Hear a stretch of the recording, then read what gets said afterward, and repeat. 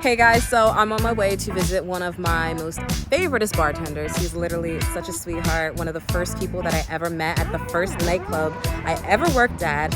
And I'm so excited that he said he would be interested in being interviewed because he just has such a great story from talking to him. I think you guys would really get a big takeaway from listening to him. All right, let's go.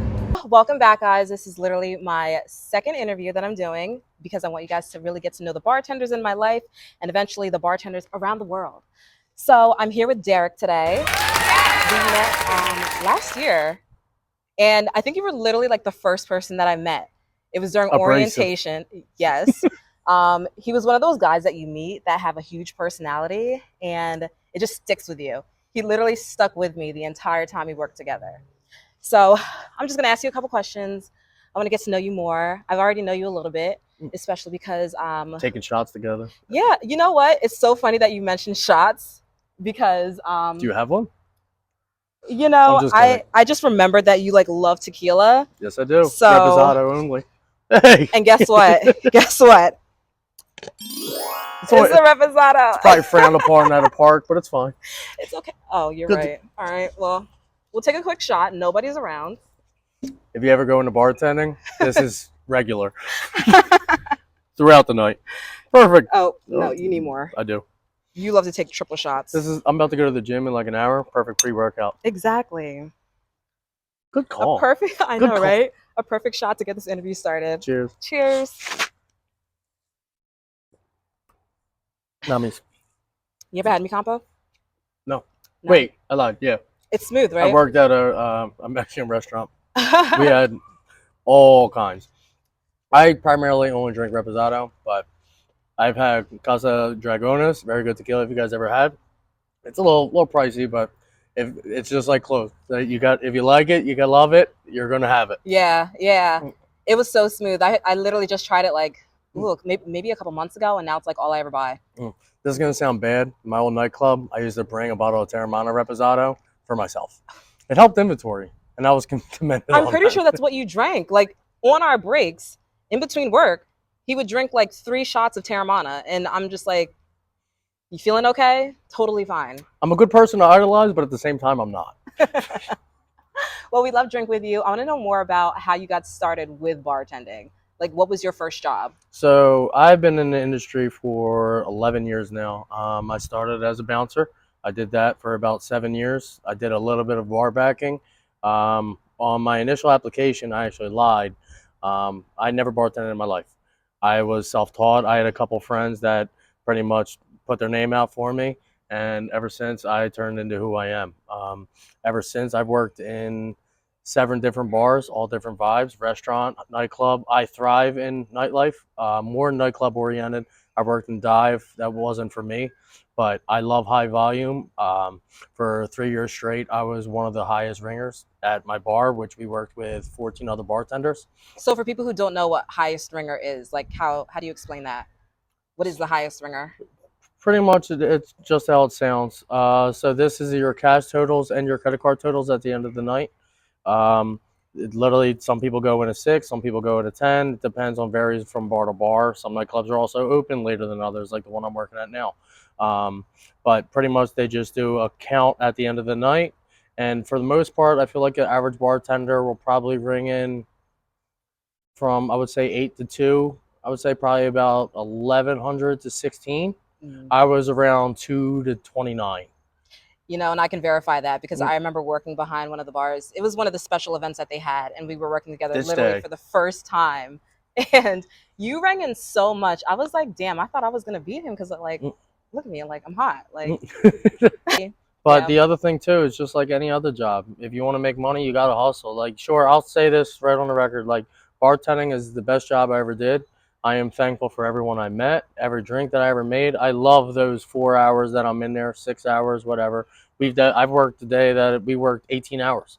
I mean, there was a lot of money on the table, but it's just one of them jobs that you make so much money for such a short period of time, but the reward is so much better than the actual job itself. Like, we all have them jobs that we might not get along with a coworker or two, but especially with Cavs, loved every single person I've ever worked with there.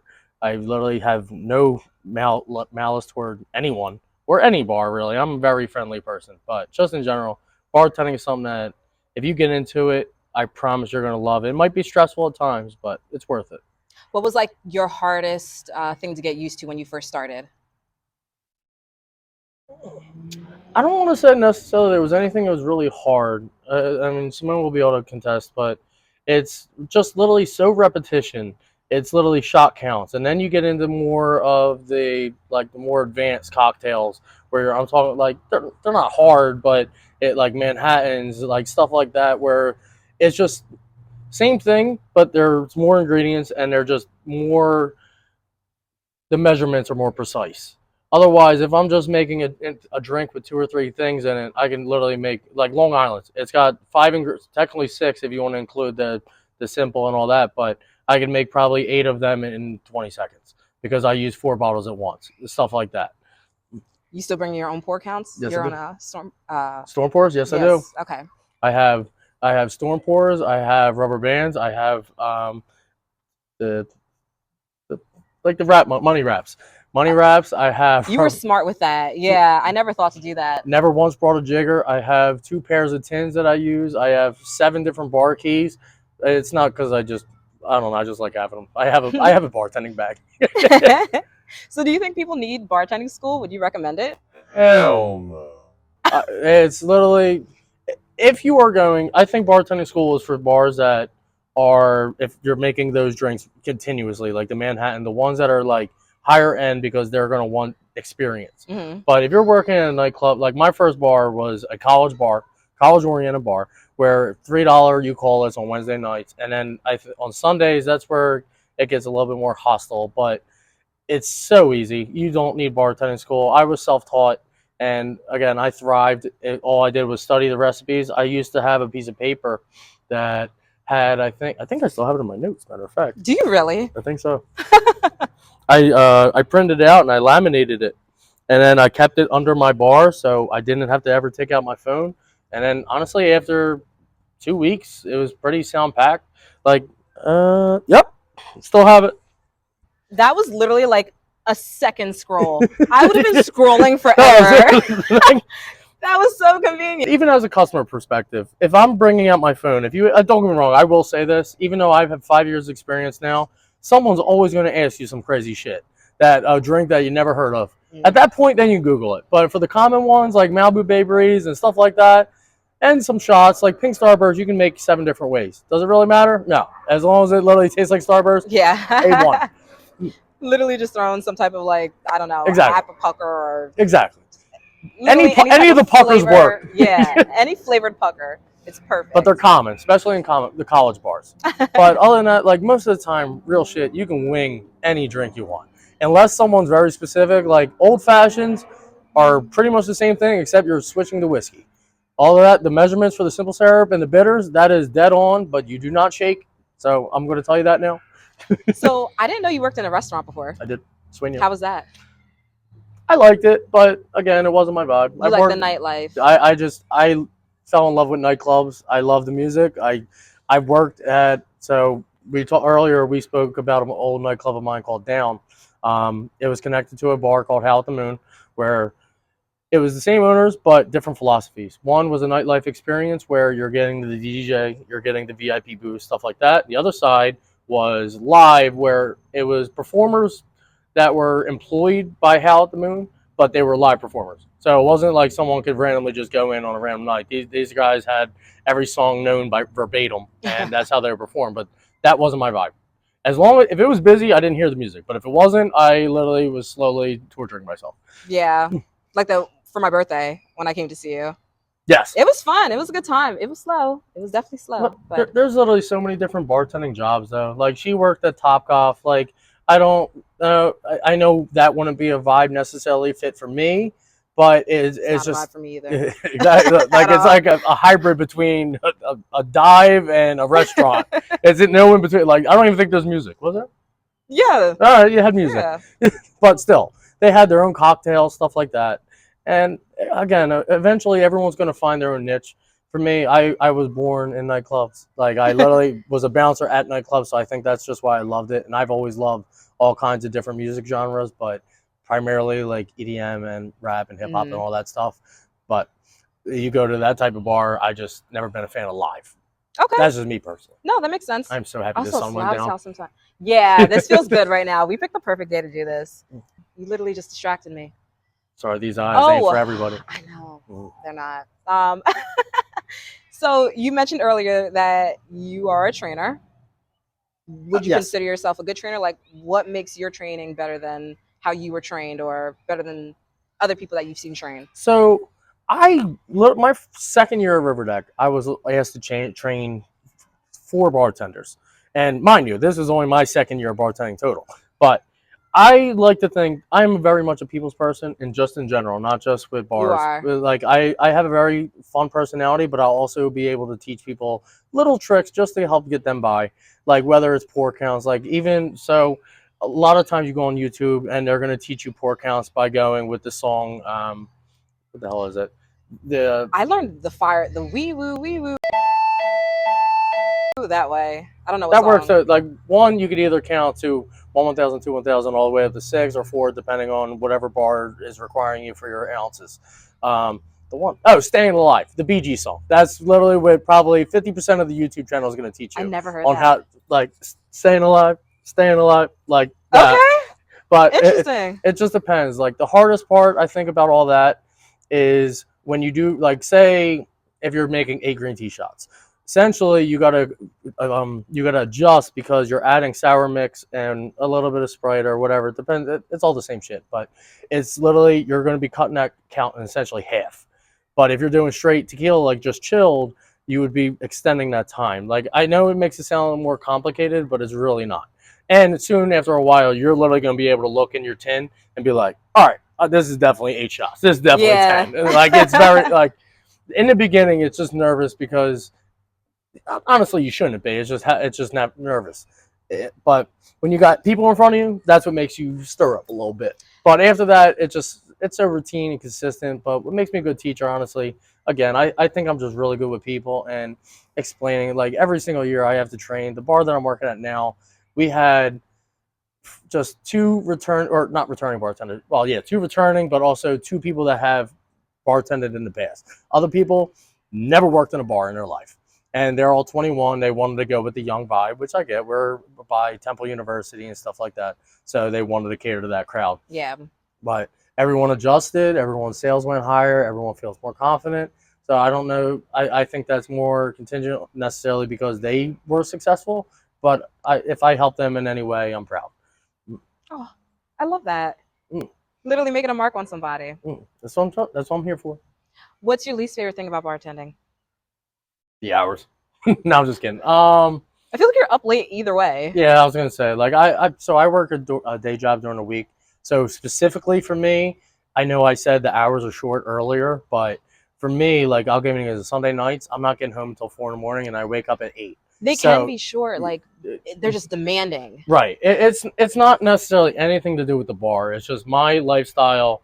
I've worked 3 jobs the last 7 years, so I'm used to it. However, it's when you have a day job during the week where you have to get up early, it's hard because especially repetitive. For the past 3 months, I've worked 7 days a week, and that's working 2 bars and then my day job. But soon that's going to change because the 1 bar I work at is only seasonal.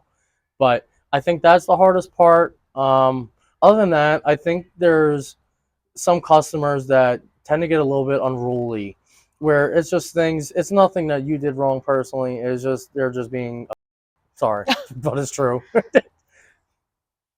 But you just ignore them. You just swallow your pride and kill them with kindness. That's the best advice I'll ever say. Yeah. I remember there was this one time at Cavs, I literally had to stop all service for everyone for this one woman because she wanted something so just dramatic. And I'm like, lady, just take a rum and Coke and call it a day. She's like, I need a splash of this and a splash of that and 1 ice cube and da-da-da-da. I'm like, what do you want? You know what was worse than that? What? Cup parties, when you have, say, just 6 people in front of them. Each one orders a different drink with a different alcohol and a different juice or like additive, whatever. But it's like, all right, let me get a gin and tonic, gin and Coke. All right, rum and Sprite. Okay, it gets a little hard to remember. It's like now you're doing too much. The memory is another thing. You have to have a really good memory sometimes. That's true. Because, you know. And I hate math, by the way, but you have to be good with easy cash. Like, say if someone gives you $33 or gives you 100, the bill's 33, they gave you 100, you better know that's 77. Yeah. Yeah. You got to be good with math. It's 77. It's 67. 67. See what I mean? Yeah, 67. I was testing you. All right. Do you have any like fun bartending stories, like things that just pop into your head that you're just always going to remember? Are we talking sexual or? Sure. What you got to say? I've literally had, I don't even know if I should say this on air. We can always bleep it out if it's too bad. So one common thing, people don't have cash to tip. So I've been flashed. I've been asked for threesomes. I literally at my old nightclub, someone asked for a copy of their receipt. On the back, they wrote threesome ? Okay. I'm not going to tell you if I did it or not, but sounds like you did. How was it? I did not. I fell asleep. Okay.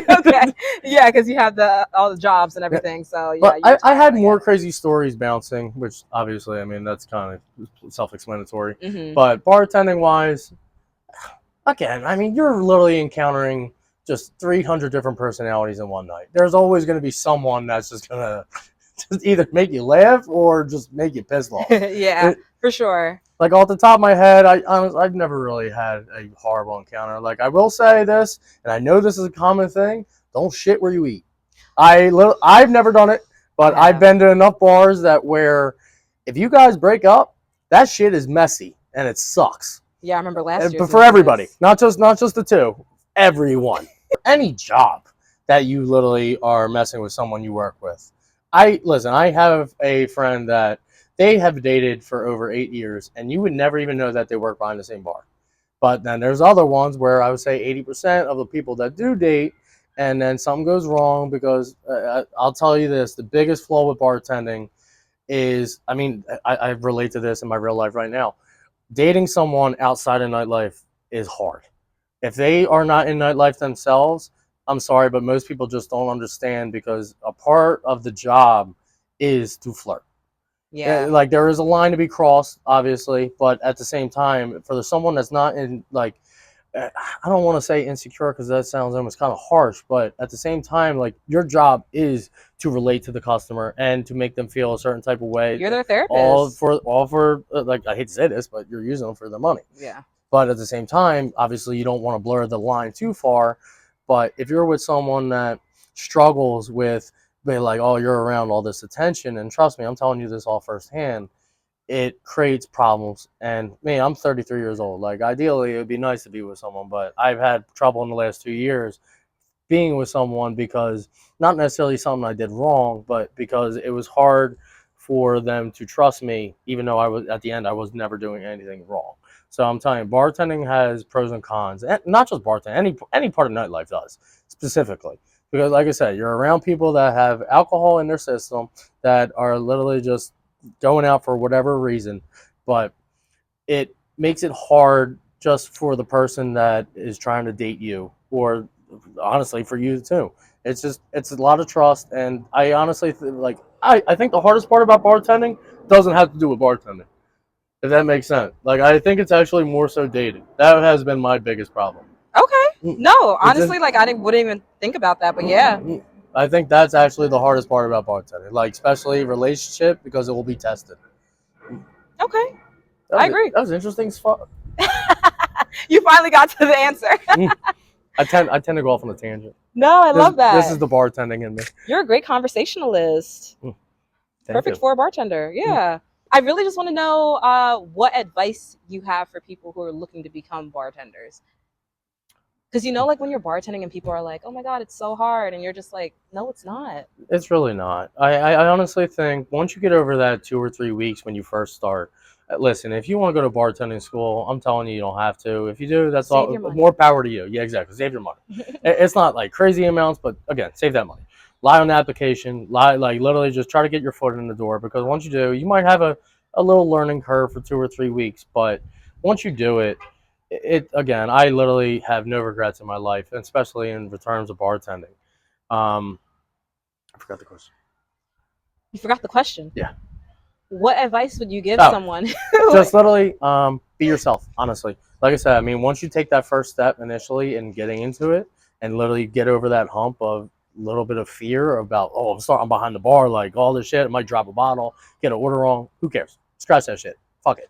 Just literally just stay true to who you are. Like I said, I mean, my personality, I am very outgoing, and a lot of people are surprised by this, but I'm actually very introverted. And she said last year we had this conversation before, but also, mind you, I've known her too. Like, if I ever saw someone out at the bar that I didn't know, I'm very shy. But for me, behind the bar, I feel way different. I feel like my personality is just unlocked. And that was like the hardest part for me. And then once I did it, it was like, all right, great. So I think the hardest part is really just finding the niche that makes you happy and literally being able to trust yourself. Because now, like, I mean, Simone will tell you this. Like I said, I mean, our old bar had a lot of bartenders. There was nothing that separates myself from you, the viewer, that if someone asked me to make a vodka cran, yeah, I mean, one might be stronger, one might be shorter, they might be equal, who knows? But for growing your clients, no one's going to go to you for literally just making a drink that every single bartender in the world knows how to make. For sure. So, like, my thing with Cavs, my second year, I started making my own cocktails where they were exclusive to me. My three of them I still make to this day. They are a staple because there's always going to be a customer that says, just make me whatever you want. Just don't make it too sweet or whatever. And I'll literally do that. Like, the one's called Cielo. It's something that I've had for 5 years now. I love it. It's literally my go-to. He wouldn't even tell me his recipes, and I was working right next to him. Listen, if there's a bartender that's working next to me and they ask me what's in the cocktail, just send a customer to me. And that's how I grew my clients. But I think that's just the hardest part, is just getting yourself out there, just to feel you're going to be busy. There's like, especially during bar calls, if your bar or any club that you work at gets involved in that, I'm talking, you're like 15 people deep. And it's like most bars, I feel like the average bartender is going to have to deal with about a 7-foot section and say about 5 people deep. So literally like this and then back. It's repetitive, but the other thing, you just stay in motion, literally from left to right or right to left, but keep that track. Don't go back and then circle back, because that's where people are going to get pissed off because they feel like you're just sitting. Yeah, for sure. That happens a lot, by the way. Well, those are all the questions I have. Is there anything else you would like to say that I did not ask, or? I feel like I spoke a lot, so I feel like You did. You ran the interview. I feel like I went wide spectrum on that. I really wasn't expecting that, but No. no, I appreciate it.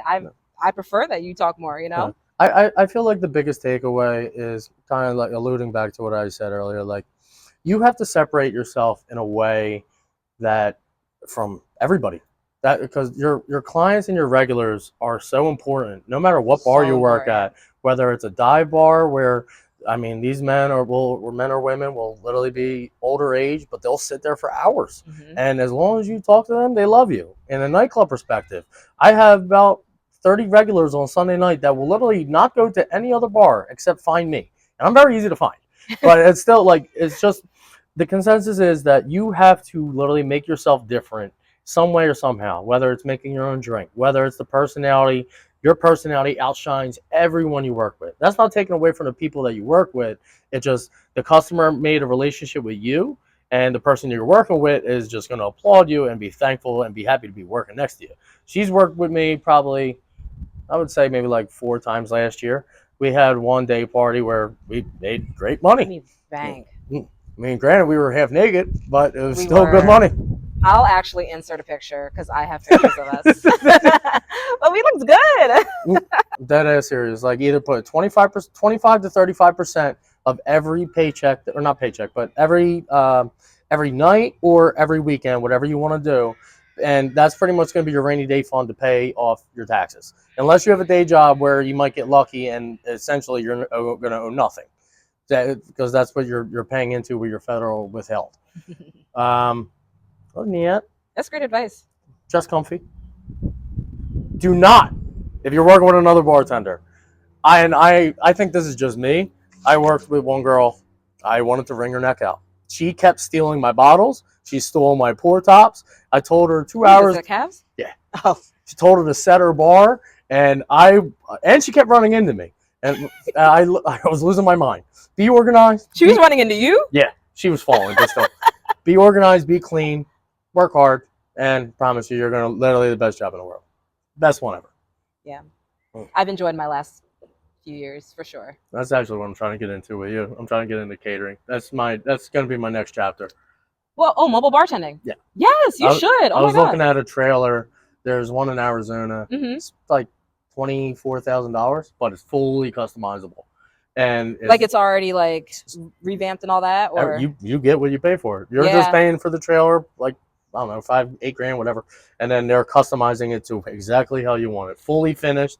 And that's my next thing, because I'll say when you get old, you don't want to bartend. No. Especially doing this for 10 years. Yeah, it takes a toll on you for sure. Well, thank you so much. I really appreciate you coming out. Gotcha, Literally, Bill. He did not even ask any questions. I was like, hey, can I interview you? He's like, yeah, sounds fun. I'm like, oh. Never been interviewed. No. Again, Oh, I know I went off on a tangent. Uh-oh.